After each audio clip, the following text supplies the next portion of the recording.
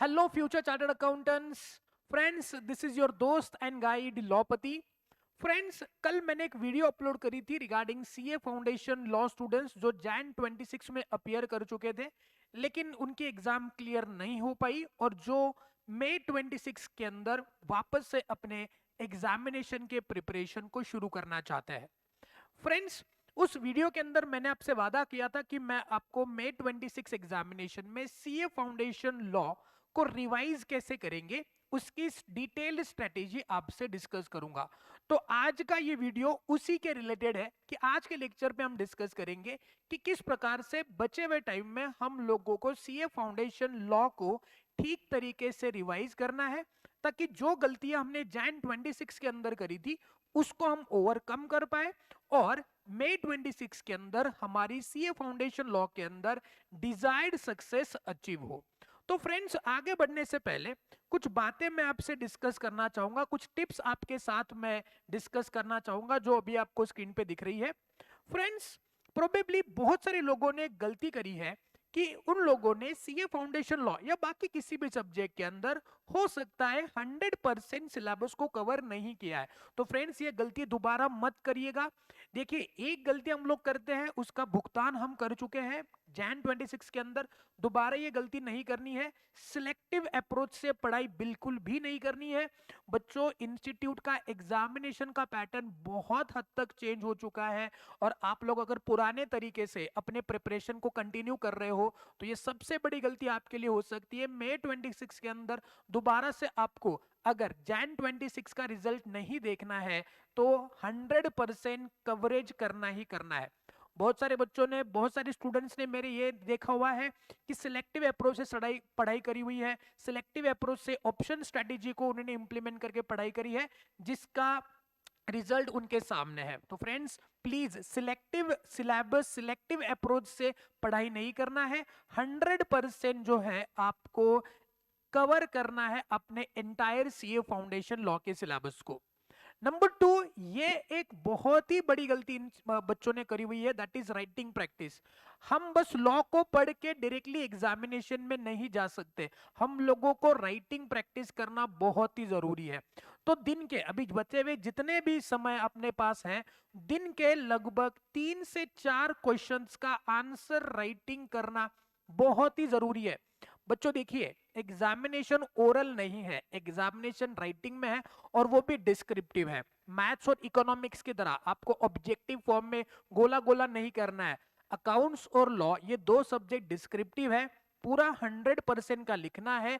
तो आप लोगों को राइटिंग प्रैक्टिस ही करना जरूरी है, प्रेजेंटेशन स्किल्स एक्वायर करने जरूरी है, और कहाँ पे गलती हो रही है, कितना समय लगता है। और आप जब तक एग्जामिनेशन के क्वेश्चंस को राइटिंग नहीं करोगे तब तक आपकी प्रैक्टिस कैसे बन पाएगी। तो दूसरी सबसे इंपॉर्टेंट बात यह है कि आप लोगों को डेली के 3 से 4 questions, no matter what happen, no matter जितना समय आपके पास है, आपको डेली के 3 से 4 क्वेश्चंस का राइटिंग प्रैक्टिस करना है। बच्चों, आपने ये जैन 26 में नहीं किया होगा इसलिए आपका रिजल्ट नेगेटिव आया है। अगर नहीं चाहते हो दोबारा ही रिजल्ट आए तो इन टिप्स को जरूर फॉलो करिएगा। नेक्स्ट वन, इन सब चीजों को करने के लिए जो जरूरी है वो है कंसिस्टेंसी एंड डिसिप्लिन। तो बच्चों, कंसिस्टेंट रहिएगा अपने एफर्ट्स में। बस 2 ही महीने बचे हुए हैं। अगर आपको मई 26 के अंदर रिजल्ट्स के अंदर पॉजिटिविटी लेके आना है या फिर आपको पॉजिटिव रिजल्ट्स गेन करना है तो आपको कंसिस्टेंसी लेके आना बहुत जरूरी है। एक ही चीज को बार बार करते रहना जरूरी है। एक समय ऐसा आना चाहिए कि अभी मैंने बहुत कर लिया, अभी मैं बहुत थक चुका हूं, ये लेवल तक जाना चाहिए तो समझो कि आपने अपना प्रिपरेशन ठीक से किया हुआ है। तो consistency with the discipline is most important. So ये जो 3 रूल्स है बच्चों, इसको आप बिल्कुल भी नहीं भूलेंगे। दोबारा आपके लिए बताता हूं, ऑप्शन स्ट्रेटेजी, एबीसी एनालिसिस भूल जाओ, 100% कवरेज ऑफ सिलेबस होना ही चाहिए। नंबर 2, राइटिंग प्रैक्टिस करना बहुत जरूरी है। दिन के 3 से 4 क्वेश्चन बच्चों, दोबारा बताता हूं, 3 से 4 क्वेश्चंस आपको डेली के लिखने हैं। क्वेश्चन बैंक आपके पास अवेलेबल होगी, मेरे बच्चों के पास हमारी क्वेश्चन बैंक है। जो भी टॉपिक आप रिवाइज कर रहे हो, जो भी आपने आज रिवाइज किया, उसके ऊपर के 3 से 4 क्वेश्चंस आपको एक्चुअली में लिखने होंगे। और ये सब काम करने के समय आपके पास कंसिस्टेंसी, डिसिप्लिन मेंटेन होना चाहिए। ये कोर्स बना ही उन लोगों के लिए जो लोग कंसिस्टेंट है, डिसिप्लिन है। Distraction, mobile phone, social media, friends, hang, सब भूल जाओ बच्चों। आपको बस और बस फोकस रखना है आपके आने वाले मई 26 के एग्जामिनेशन में। अब ये हो गई कुछ बातें, टिप्स जो आपने फॉलो करनी है। रिवीजन स्ट्रेटेजी क्या होनी चाहिए, किस प्रकार से हम आगे बढ़े। तो फ्रेंड्स, रिवीजन स्ट्रेटेजी, मैंने ये जो स्ट्रेटेजी बनाई है वो 60 दिन को दिमाग में रखते हुए बनाई है। 14 मई को आपकी एग्जामिनेशन है। अगर आज से कैलकुलेट करेंगे तो 60+ दिन हो जाते हैं, बट 2-3 दिन में बफर आपके लिए रख रहा हूं। 60 डेज का हम लोग जो है वो यहाँ पे प्लानिंग कर रहे हैं। तो इन 60 दिनों में आपको सीए फाउंडेशन लॉ को कैसे रिवाइज करना है वो आपको बताऊंगा। फ्रेंड्स, यहाँ पे मैंने टॉपिक्स के नाम आपको दिए हुए हैं। पहला है कंपनीज एक्ट, दूसरा है negotiable instrument act, LLP act, IRF, partnership act, SOGA and contract. 7 chapter, 7 topics आपको पढ़ने हैं। अब देखिए, रिवीजन आपको जो है, जो 60 दिनों में 3 रिवीजन का शेड्यूल मैंने बनाया है। आप अपने हिसाब से उसको थोड़ा मोल्ड कर सकते हो, बट मैं चाहूंगा कि इस स्ट्रिंजेंट टाइमलाइन में आप अपने आप पर थोड़ा सा बर्डन डाल करके, थोड़ा सा एक्स्ट्रा टाइम लगा करके इन 3 रिवीजन्स को इन 60 दिनों में करिएगा, तभी जाकर के आपको सक्सेस मिलने वाली है। तो जो फर्स्ट रिवीजन है वो आप 4 दिन में कंपनीज एक्ट रिवाइज करेंगे, निगोशिएबल इंस्ट्रूमेंट को 3 दिन लगाएंगे, एलएलपी को 2 दिन लगाएंगे, आईआरएफ को 1 दिन लगाएंगे, पार्टनरशिप दिन 5 दिन में रिवाइज हो जाना चाहिए, सेल ऑफ गुड्स एक्ट 7 दिन में रिवाइज हो जाना चाहिए, कॉन्ट्रैक्ट एक्ट 11 दिन में, बहुत बड़ा टॉपिक है आपका, तो 11 दिन में रिवाइज होगा। तो फर्स्ट रिवीजन जो है बच्चों आपको वो 33 डेज के अंदर हो जानी चाहिए। सिमिलर लाइन में जैसे ही रिवीजन खत्म होगी, आप सेकेंड रिवीजन पे जंप करेंगे। कंपनीज एक्ट 2 दिन में, निगोशिएबल इंस्ट्रूमेंट 2 दिन में, एलएलपी 1 दिन में, आईआरएफ 1 दिन में, पार्टनरशिप 3 दिन में, सोगा 3 दिन में, कॉन्ट्रैक्ट एक्ट 6 दिन में, यानी कि कुल मिला के 18 दिन में आपकी सेकेंड रिवीजन पूरी हो जानी चाहिए। और थर्ड रिवीजन में कंपनीज एक्ट 1 दिन में फटाफट रिवाइज करना है, निगोशिएबल इंस्ट्रूमेंट 1 दिन में रिवाइज करना है, एलएलपी आईआरएफ 1 दिन में, दोनों टॉपिक हो जाने चाहिए, sale of goods act, partnership कुल मिला के 3 दिन लगाओ, अपने हिसाब से मैनेज कर सकते हो। कॉन्ट्रैक्ट एक्ट पूरे के पूरे 9 यूनिट्स है कॉन्ट्रैक्ट एक्ट के अंदर, वो 3 दिन में फटाफट रिवीजन हो जानी चाहिए। नाउ फ्रेंड्स, ये तो हो गया आपके रिवीजन के दिन। इतने दिनों में इस शेड्यूल को आप लोग स्ट्रिंजेंटली फॉलो करने की कोशिश करिए, 3 रिवीजन आपकी पक्के से हो जाएगी। अब इसके साथ आपको जो नहीं भूलना है वो क्या है। देखिए बच्चों, बहुत सारे स्टूडेंट्स ने, हमारे क्लास के हो या बाहर के क्लास के हो, उन लोगों ने मॉक टेस्ट पेपर्स को उतनी इंपॉर्टेंस नहीं दी है, मॉक टेस्ट को उन्होंने ठीक से हैंडल नहीं कर रहा है।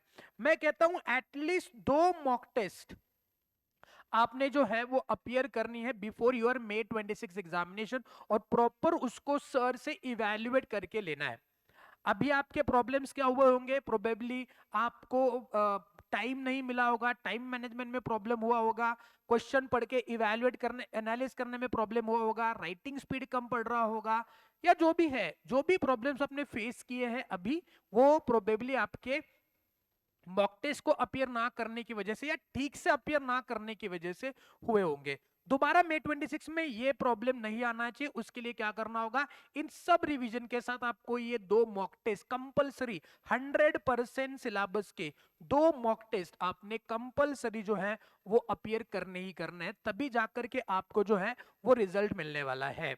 तो 2 मॉक टेस्ट इंक्लूड करिएगा इसके अंदर, अलोंग विद दिस रिवीजन आपका काम हो जाएगा। और मैंने कहा कि डेली बेसिस पे विदाउट फेल बच्चों, मैं कह रहा हूं वापस से, डेली बेसिस पे 3 से 4 क्वेश्चन का क्वेश्चन आंसर्स राइटिंग प्रैक्टिस होना ही चाहिए कंपलसरी। अगर नहीं करोगे तो बच्चों आपको बहुत ज्यादा दिक्कत का सामना करना पड़ सकता है।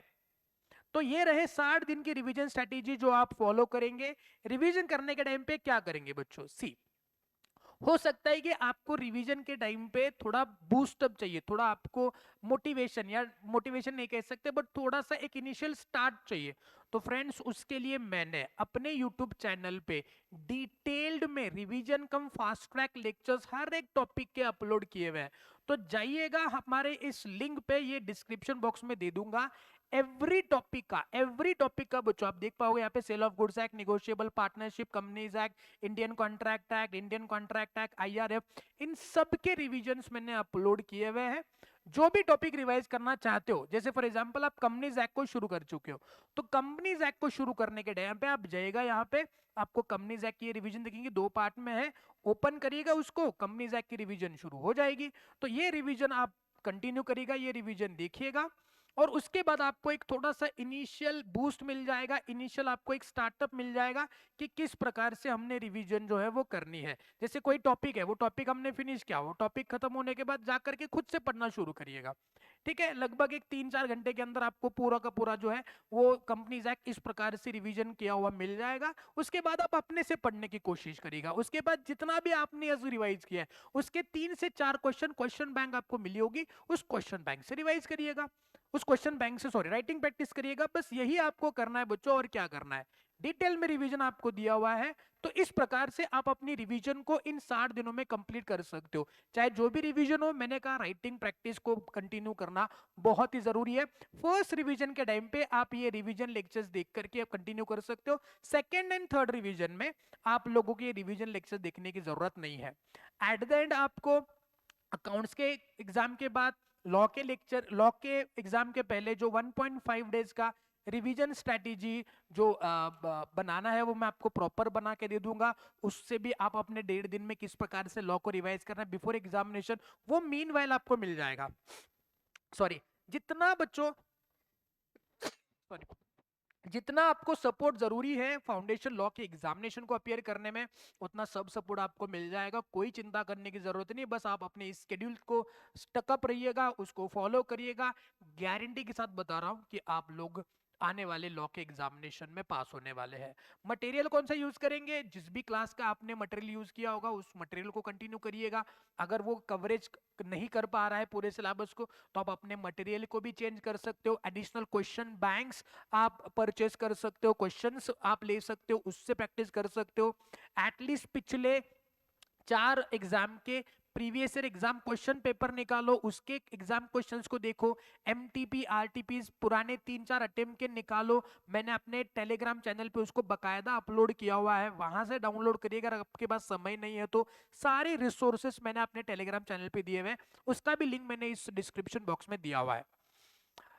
एंड में बस यही कहूंगा कि स्केड्यूल को फॉलो करिएगा, स्ट्रिक्टली फॉलो करिएगा, कंसिस्टेंट रहिएगा, डिसिप्लिन रहिएगा। May 26 के अंदर आपकी सक्सेस कंपल्सरीली आनी ही आनी चाहिए। इसको दिमाग में रख करके ही अपनी प्रिपरेशन शुरू करिएगा।